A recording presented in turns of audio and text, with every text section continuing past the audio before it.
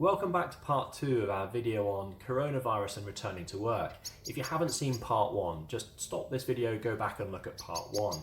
Right, we'll pick up where we left off and the next topic. Okay, legal basis. As health data is special categories, this flags we need to be particularly careful about the legal basis or bases for our processing. Because it's special categories, you not only need a core lawful basis under Article 6, you also need another basis under Article 9. Now, under Article 6, your legal basis is probably going to be legitimate interests. You can't really use consent, as it's almost impossible to rely on consent in employment situations. Employees are unlikely to have any choice here. You might have a legal obligation as well if there's an emergency law in place, as there is in New Zealand, for all businesses to collect information about their employees. But bear in mind that the legal obligation may not cover all of the data that you're looking to collect. So you may be wanting to add a second purpose into your DPIA. The purpose of providing a healthy work environment relying on legitimate interests is what we've talked about. And a second purpose of fulfilling your legal obligation to collect limited contact, location, time data, for example, relying on that legal obligation. Now, while you may well be able to use the same DPIA for both, you'll probably benefit from separating them out to two separate DPIAs. I'd do that at the end. Now, given the risk levels and you're likely to rely on legitimate interests, you do need to write down a legitimate interest assessment, or LIA. Don't panic, you've got lots of information in your lovely DPIA which will form the basis, but it is a separate balancing test that your legitimate interests are not overridden by the rights and freedoms of the data subjects. Now, on to Article 9. Well, as an employer, you've got health and safety obligations under law, so your additional legal basis under Article 9 is the second ground necessary for those obligations. If you're in the UK and you're looking at the UK 2018 Act, this is in Condition 1 of Schedule 1. Okay, we've established the legal bases. We've dealt with the lawfulness part of GDPR's first principle, and it gives us our sixth key step for your DPIA. Make a note of those legal bases in your DPIA. Now let's look at the ICO's fifth step and GDPR's sixth principle, security. You've already looked at risks and measures you're putting in place, which may well have been technical as well as organizational, but now you'll really focus on how you're going to secure that personal data. You'll look in GDPR speak at the appropriate technical and organizational measures, and appropriate is appropriate to the risk of data subjects, and it's going to be quite high because the risk is high. So for example, I don't really recommend using paper if you can avoid it. It can be left lying around and easily lost. I recommend collecting it electronically from the start. Lots of ways to do this of varying sophistication. It's really easy to create a form in G Suite or Office 365 for each person. It connects over a secure network, can go into a secure folder, and you can put least privilege access on it.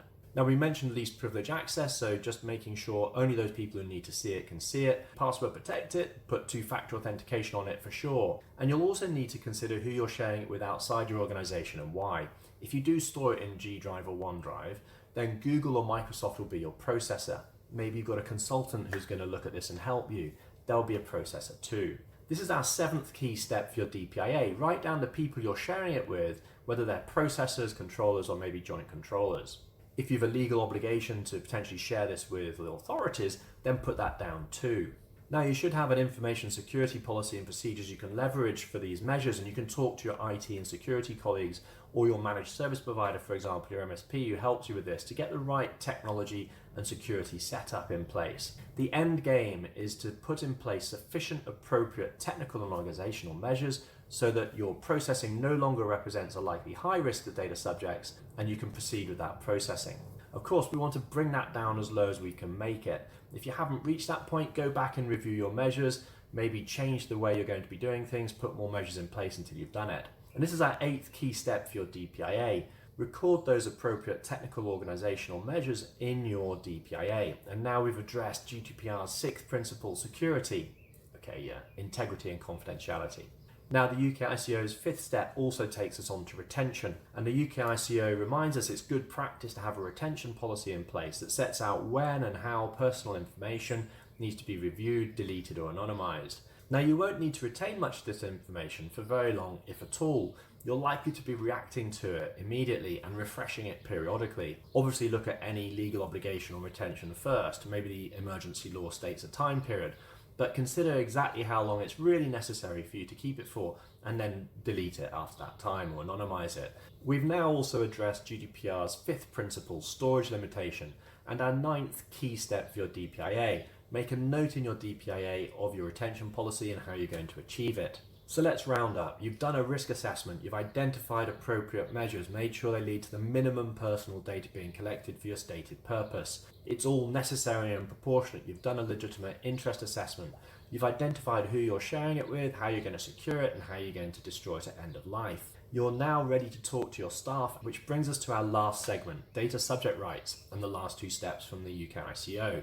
You'll need to draft a privacy notice to give to employees and others whose personal data you're collecting. Now, we won't go into privacy notices in detail, but you'll find you've got most of the information you need in your draft DPIA. It's a case of presenting it in a clear and appropriate manner in clear language. Those privacy notices will also tell those individuals how they can exercise their rights to see what data you've got, for example, get a copy of it, maybe erase it, etc.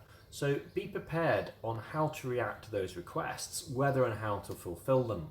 And a quick note, it's not obviously just about privacy. So for example, in the UK, under health and safety law, employees have their own duty to take reasonable care for their own health and safety as well as that of other people. So you could create a separate document on that. This has got to be considered in the round. And we've got some links to that in the notes. So we've now addressed the lawfulness part of GDPR's first principle, and we've reached our last and 10th key step for your DPIA.